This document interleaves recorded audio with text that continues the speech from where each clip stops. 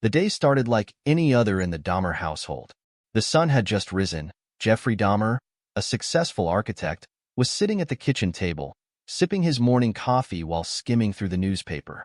His neatly combed hair and crisp shirt reflected his meticulous nature. Susan Dahmer, his wife, a strikingly beautiful woman with a magnetic presence, moved gracefully around the kitchen, preparing breakfast. She wore a silk robe that shimmered in the sunlight.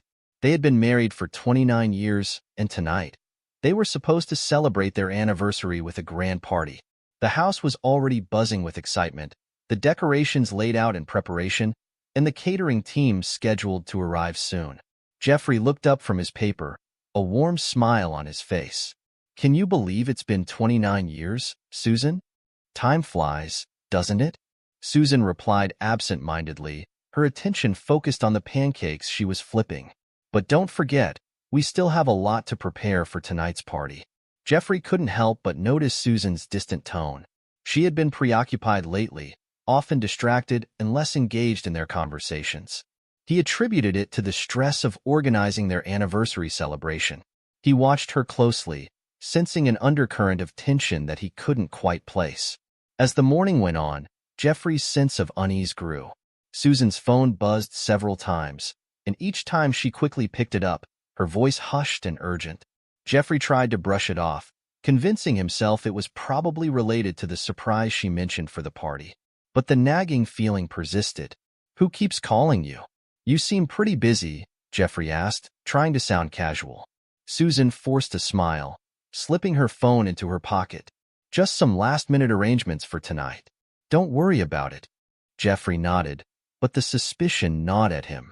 He decided to distract himself by focusing on the party preparations. He stepped outside to check on the garden, where a team of decorators was setting up fairy lights and arranging flowers.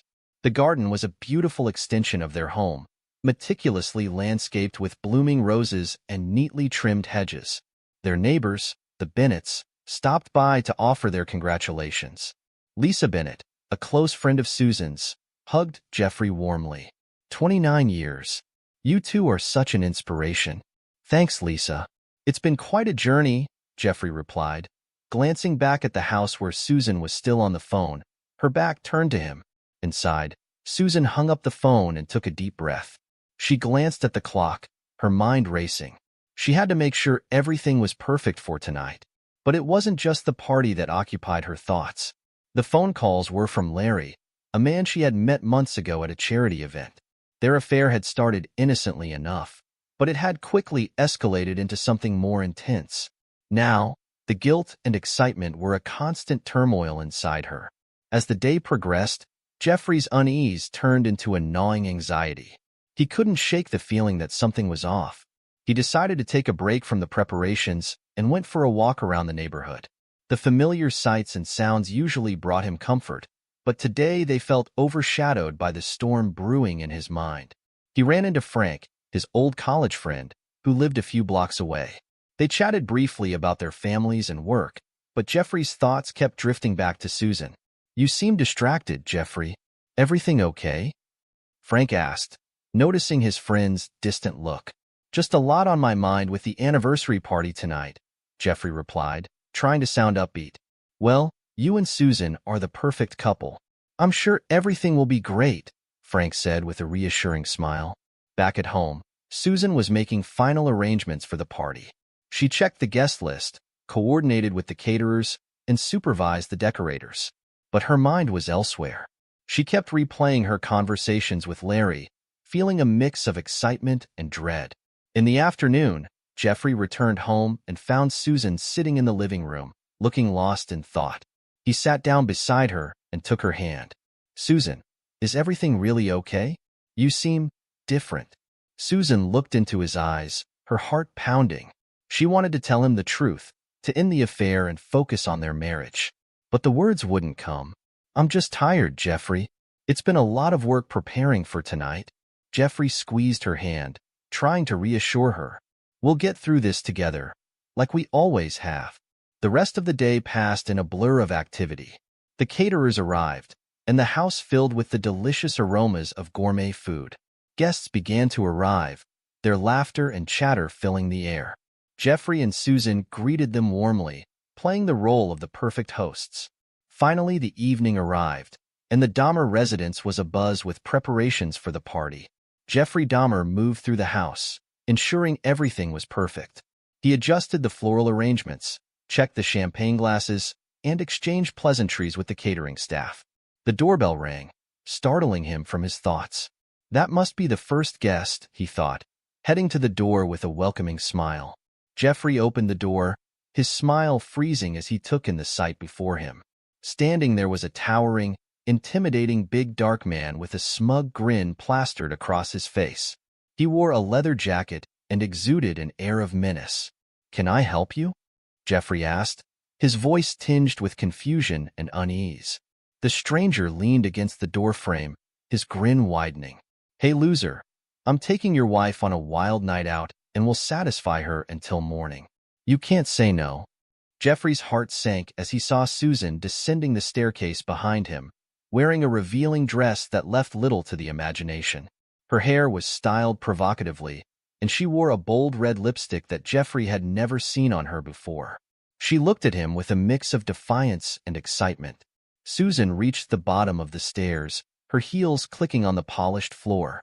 She smiled, but it didn't reach her eyes. "Today's gonna be so much fun. I'm leaving, honey. Don't wait for me for dinner. I can't miss him today. We can celebrate later."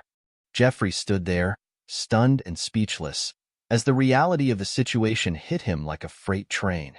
His wife was leaving with another man, right in front of his eyes, on their anniversary. The room seemed to spin around him, the voices and laughter from the party preparations fading into a dull roar. The stranger, sensing Jeffrey's shock, chuckled. "What's the matter, Jeffrey? Didn't see this coming?" He wrapped an arm around Susan's waist, pulling her close. Jeffrey felt a surge of anger and humiliation. He wanted to yell, to stop them, but he was rooted to the spot, his mind racing. Susan turned to the stranger, whispering something in his ear that made him laugh even louder. As they walked out the door, Jeffrey heard the sound of laughter from the living room, where their friends and family were gathered, unaware of the drama unfolding at the front door. He felt a wave of nausea, the betrayal cutting deep. Inside, the party was in full swing. Jeffrey's best friend, Tom, noticed the look on Jeffrey's face and approached him. Tom was a tall, burly man with a kind heart. He had known Jeffrey and Susan for years and had always admired their relationship. "Jeffrey, everything okay?" Tom asked, his brow furrowed with concern. Jeffrey forced a smile, trying to regain his composure. "Yeah, just a little overwhelmed. Susan had to step out for a bit." Tom didn't look convinced but nodded. "If you need anything, you know where to find me." Jeffrey nodded, appreciating his friend's support. He wandered back into the living room, where the guests were mingling, oblivious to the storm that had just passed. He plastered on a smile, engaging in small talk with the guests, but his mind was elsewhere. Meanwhile, in a corner of the room, Lisa Bennett, Susan's close friend, noticed something was off. She had seen the exchange at the door from a distance and felt a pang of worry. Lisa had always been intuitive and could sense when something was wrong. She decided to keep an eye on Jeffrey, ready to step in if he needed support. As the evening wore on, Jeffrey found it increasingly difficult to maintain the facade. He excused himself from the party and retreated to his study, closing the door behind him. He sank into his chair, the weight of the betrayal crashing down on him. He stared at the framed photos on his desk, reminders of happier times, now tainted by the night's events. He picked up his phone and scrolled through his contacts, his finger hovering over Tom's name. He needed to talk to someone, to make sense of what had just happened. But before he could make the call, the door to his study opened, and Lisa stepped in. "Jeffrey, I know something's wrong. Talk to me," she said softly, closing the door behind her. Jeffrey looked up, his eyes filled with pain. "Susan, she left with another man, right in front of me." Lisa's eyes widened in shock. "Oh, Jeffrey, I'm so sorry. I had no idea." Jeffrey ran a hand through his hair, struggling to hold back tears. "I don't know what to do, Lisa. Everything feels like it's falling apart." Lisa crossed the room and sat down beside him, placing a comforting hand on his shoulder. "We'll figure this out, Jeffrey. You're not alone in this." The rest of the night passed in a blur for Jeffrey. The party continued, but for him, it was a hollow charade. He made excuses, slipped back into the role of host when necessary, but his mind was miles away, grappling with the shock and betrayal. As the last guests left and the house grew quiet, Jeffrey stood alone in the living room, the remnants of the celebration around him. He stared at the door, where Susan had walked out with another man, and felt a cold determination settle in his heart. "This isn't over," he whispered to himself, his eyes hardening with resolve. "They will regret this." The calm before the storm had passed, and now the storm was here, promising a path of vengeance and reckoning. Jeffrey muttered to himself, his voice low and filled with resolve. "They think they can just walk all over me? I'll show them what a big mistake they made." Jeffrey knew he needed a clear head to devise a plan. He walked to his study, a place where he had always found solace and clarity. The room was filled with architectural models and blueprints, symbols of his meticulous nature and strategic mind. He sat at his desk, turning on the lamp that cast a warm, focused light on his workspace. He opened his laptop and began gathering information on Susan's lover. It didn't take long to find him. Larry Jensen, a local businessman with a reputation for shady dealings. Jeffrey's fingers flew over the keyboard as he delved deeper into Larry's background, uncovering his vulnerabilities and weaknesses. Financial troubles, illicit affairs, and a fragile reputation. Larry was not as invincible as he seemed. Jeffrey leaned back in his chair, a plan forming in his mind. He needed allies, people who could help him execute his revenge without leaving a trace back to him. He picked up his phone and contacted a few trusted friends who specialized in various unsavory activities. These were friends he had helped in the past, and they owed him favors. It was time to call them in. First, he called Sam, an old college friend who had turned into a private investigator. Sam had a knack for digging up dirt and gathering intel discreetly. When Jeffrey explained the situation, Sam didn't hesitate. "I've got your back, Jeffrey. I'll get all the dirt we need on this Larry guy." Next, Jeffrey reached out to Carlos, a tech wizard who had once helped him with a security breach at his firm. Carlos could hack into almost anything and make it look like an accident. "Consider it done," Carlos said. "I'll start with his financials and see what I can find."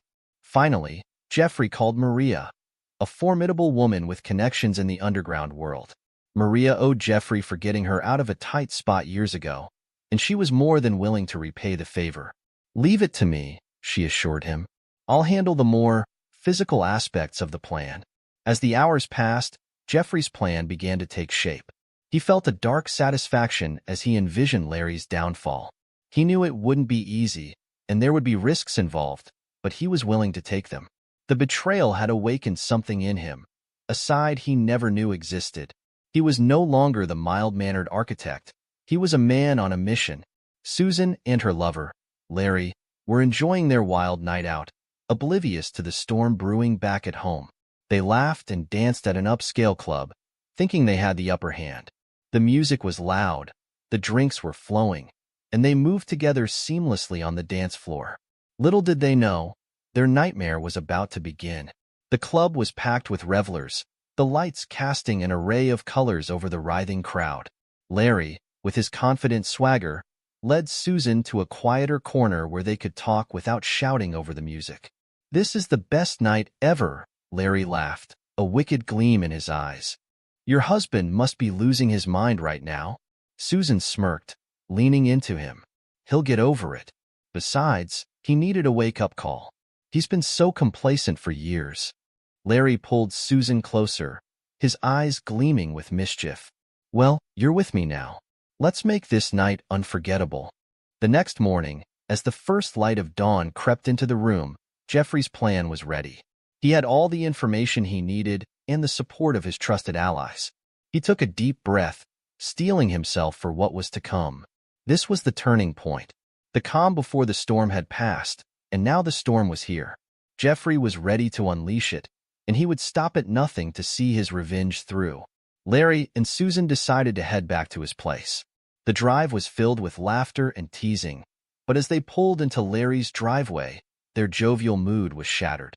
There, illuminated by the harsh glare of the outdoor lights, stood Jeffrey, calm and composed, with a glint of malice in his eyes.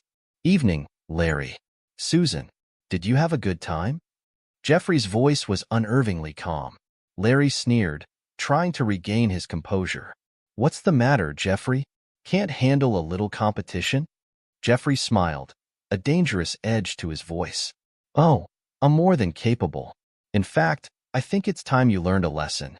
Before Larry could react, Jeffrey signaled to his friends, who emerged from the shadows like specters. Sam, Carlos, and Maria moved swiftly, overpowering Larry with practiced ease. They tied him up with zip ties, his struggles futile against their strength. Susan watched in horror as her lover was subdued, her mind racing. The night had taken a terrifying turn she had never anticipated. She stepped forward, her voice shaking. "Jeffrey, what are you doing? Let him go." Jeffrey turned to her, his expression cold and unyielding. "You wanted excitement, didn't you? Well, here's your chance." Sam, the private investigator, moved to Jeffrey's side. He had a calm, professional demeanor, his eyes scanning the surroundings for any signs of trouble. Carlos, the tech wizard, stood by the car, his laptop open on the hood, monitoring the security cameras he had hacked to ensure they wouldn't be disturbed. Maria, with her imposing presence, stood guard, her expression fierce and unapproachable. Larry struggled against his restraints, his voice a mix of anger and fear. "You can't do this. Let me go." Jeffrey leaned in close, his voice a deadly whisper. "This is just the beginning, Larry. You thought you could humiliate me? Now you'll see what real humiliation feels like." As Susan watched the scene unfold, a horrifying realization dawned on her. She had underestimated Jeffrey's resolve and his capacity for vengeance. Her excitement turned to fear as she saw a side of her husband she had never known existed. "Jeffrey, please," she pleaded, tears streaming down her face. "This isn't you. You don't have to do this." Jeffrey's eyes met hers, and for a brief moment, she saw a flicker of the man she once loved. But it was quickly replaced by a steely determination. "You made your choice, Susan. Now it's my turn." Larry was dragged into the house, his protests muffled by the gag Maria had expertly tied around his mouth. The house, once a sanctuary of comfort, now felt like a trap closing in. They led him to the basement, a space that Jeffrey had transformed into a place of reckoning. The cold, concrete walls and the dim lighting added to the oppressive atmosphere. Jeffrey's friends secured Larry to a chair in the center of the room. Sam set up a camera, its red light blinking ominously. Jeffrey stepped forward, a cruel smile playing on his lips. He turned to Susan, who stood at the top of the stairs, frozen in fear. "You wanted to wake me up, didn't you?" Jeffrey said softly. "Well, consider me awake. Now, you'll both learn the consequences of betrayal." Larry's defiance turned to despair. "You'll pay for this, Jeffrey," he yelled through the gag. Jeffrey smirked. "I doubt that. But you will, Larry. You will." Jeffrey began to methodically outline his plan, detailing how he would expose Larry's illegal activities and ruin his reputation. He described the evidence Carlos had gathered, the financial records that would implicate Larry in embezzlement and fraud. Jeffrey's voice was calm, almost clinical, as he explained the downfall he had meticulously orchestrated. Susan's horror grew with each word, realizing that Jeffrey's vengeance would leave no stone unturned. Her lover would be destroyed, and she would be left to pick up the pieces of her shattered life. As the reality of their situation set in, Larry's defiance turned to despair. He slumped in the chair, his eyes wide with fear. Susan stood in the shadows, tears streaming down her face, knowing that their nightmare was just beginning. Jeffrey stepped back, satisfied with the fear he had instilled. "Welcome to your new reality," he said softly, turning away from them. "This is only the beginning." The trap was set, and there was no escape. The atmosphere inside the Dahmer house was tense and foreboding. The once cozy living room now felt like a prison. The dim lighting cast eerie shadows on the walls, creating an environment thick with dread. Larry was tied to a chair, struggling against his restraints, while Susan stood nearby, paralyzed with fear and regret. The smell of sweat and fear permeated the air. Larry's face was contorted with anger and fear. "You're insane. Let me go," he screamed, his voice echoing through the house. Jeffrey remained calm, his demeanor icy. "Oh, I'm just getting started. You see, Larry, nobody humiliates me and gets away with it." Jeffrey's plan was as methodical as it was ruthless. He had spent hours gathering every bit of incriminating evidence against Larry. With the help of Carlos, the tech wizard, he had hacked into Larry's financial records, uncovering a series of fraudulent transactions and illegal activities. "Did you really think you could hide this?" Jeffrey asked, waving a stack of documents in front of Larry's face. "Your employer will be very interested to know where all their money went." Larry's eyes widened in horror as he realized the extent of Jeffrey's knowledge. "You can't do this," he whispered, his voice cracking. Jeffrey's smile was devoid of warmth. "Oh, I can, and I will." Jeffrey picked up his phone and began making calls. He contacted Larry's employer first, his voice steady and confident as he laid out the evidence of embezzlement. The reaction on the other end of the line was predictable: shock, anger, and a promise of immediate action. Next, Jeffrey called Larry's family, detailing the extent of his deceit and betrayal. Each call was a nail in the coffin of Larry's reputation. Susan watched in horror as Jeffrey dismantled Larry's life piece by piece. Her mind raced with guilt and fear. She had never imagined that her actions would lead to this. "Jeffrey, please, this has gone too far," she pleaded, tears streaming down her face. Jeffrey turned to her, his eyes cold. "Too far? This is justice, Susan. You chose him over our life together. Now you'll see what he truly is." In the midst of the chaos, Sam, the private investigator, monitored the situation from a nearby room, ensuring that no one would interrupt. He had known Jeffrey for years and had never seen him like this. A part of him admired Jeffrey's resolve, while another part worried about how far he would go. Carlos, glued to his laptop, continued to send out emails and messages, making sure that every piece of dirt on Larry reached the right people. He was the silent executor of Jeffrey's revenge, his fingers flying over the keyboard with precision. Maria, standing guard by the front door, kept an eye out for any signs of trouble. She was a formidable presence, her loyalty to Jeffrey unwavering. She had her own reasons for wanting to see Larry suffer, reasons she kept to herself. Larry's defiance began to crumble. "You'll ruin me," he said, his voice barely a whisper. Jeffrey's gaze was unwavering. "That's the point. You took everything from me, Larry. Now it's my turn." As dawn approached, Jeffrey knew it was time for the final blow. He walked over to Larry, who was now silent, his spirit broken. "I hope you enjoyed your little escapade, Larry, because now you'll pay for it." Jeffrey left Larry tied up, ensuring the authorities would find him in a compromising position. He had arranged for an anonymous tip to be sent to the police, complete with all the evidence they needed to arrest Larry for his crimes. The humiliation would be public and complete. Susan, broken and humiliated, watched as Jeffrey set the scene. "Jeffrey, please. I didn't mean for this to happen," she sobbed, her voice filled with despair. Jeffrey looked at her, his expression hard. "You made your bed, Susan. Now you have to lay in it." As the first rays of sunlight crept into the house, Jeffrey gathered his friends. "It's done," he said, his voice heavy with finality. They nodded, understanding that their part in this saga was over. With a final glance at Larry and Susan, Jeffrey walked out of the house, his friends following close behind. The sound of police sirens in the distance signaled the end of one chapter and the beginning of another. Jeffrey knew that his actions would have consequences, but for now, he felt a grim satisfaction. He had taken back control, and no one would ever humiliate him again. The night of reckoning was over, but the repercussions would echo for a long time to come. As the police arrived and the chaos unfolded, Jeffrey walked away, ready to face whatever came next with a heart hardened by betrayal and revenge. In the weeks that followed, the fallout from that fateful night reverberated through their lives. Larry's life was in shambles. His career and personal life lay in ruins. Susan, ostracized and ashamed, struggled to pick up the pieces of her shattered existence. The Dahmer house, once a symbol of stability and warmth, now felt like a relic of a past life. Jeffrey moved through the rooms with a sense of detachment, the echoes of the past haunting each corner. His friends, ever loyal, checked in frequently, offering support and companionship. Larry sat in a dingy apartment, the walls bare and unadorned. His once pristine suits were now rumpled and stained.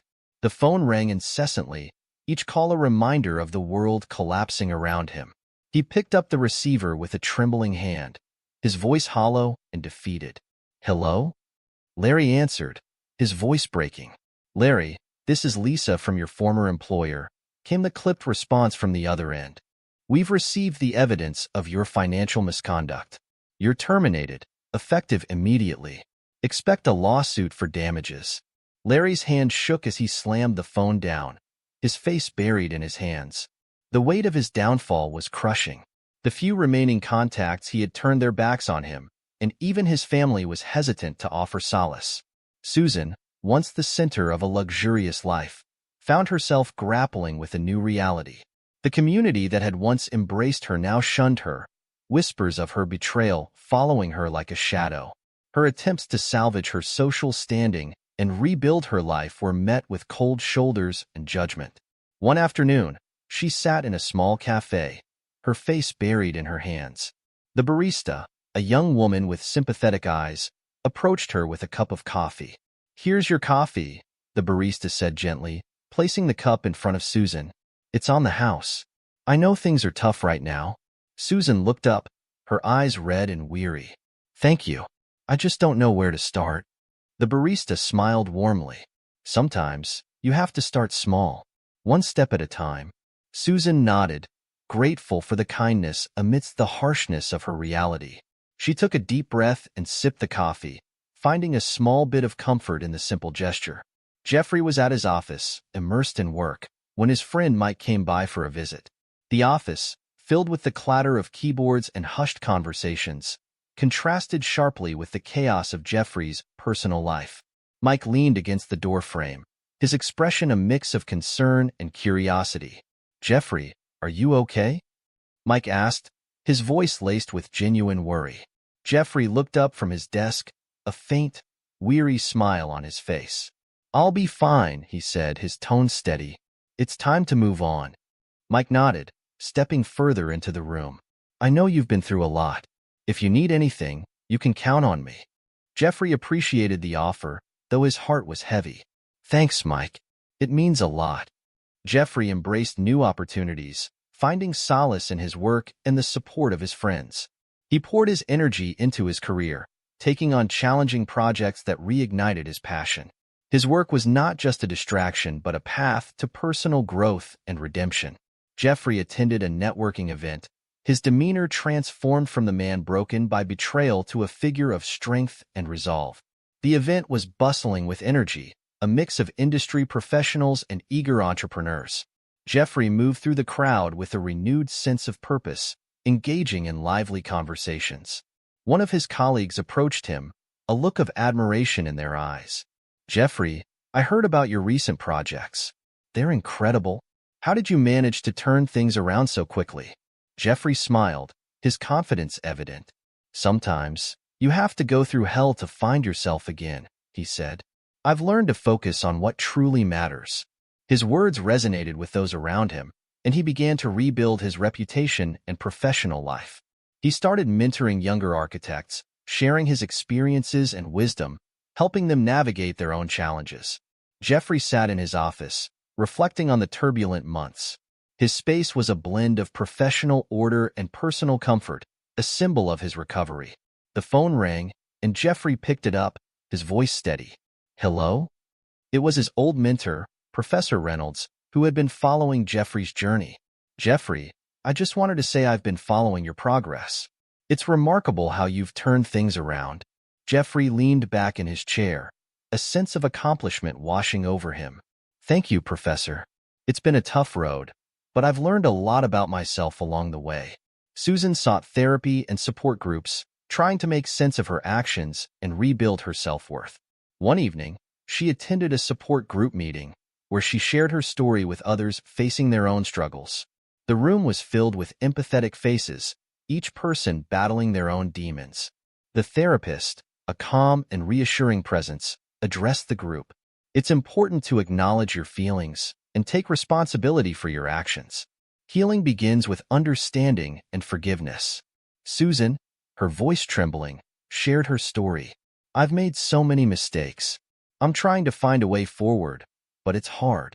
A fellow group member, with a kind smile, spoke up. We all make mistakes. What matters is what you do next. Keep moving forward, one step at a time. Susan left the meeting with a glimmer of hope. She realized that rebuilding her life would be a long and challenging process, but it was a journey she had to undertake. As the days turned into weeks, Jeffrey and Susan continued to navigate their separate paths. Jeffrey found satisfaction in his professional achievements and personal growth, while Susan began to rebuild her life, albeit slowly and with much effort. Jeffrey sat at his desk, reflecting on the turbulent months. The pain of betrayal lingered, but it no longer held him captive. He looked out the window, watching the city come to life as the sun set, casting a warm glow over everything. Sometimes, you have to go through hell to find yourself again, Jeffrey said to himself. And sometimes, that journey makes you stronger than you ever thought possible. With a renewed sense of purpose, Jeffrey prepared to face whatever the future held, ready to embrace the next chapter of his life.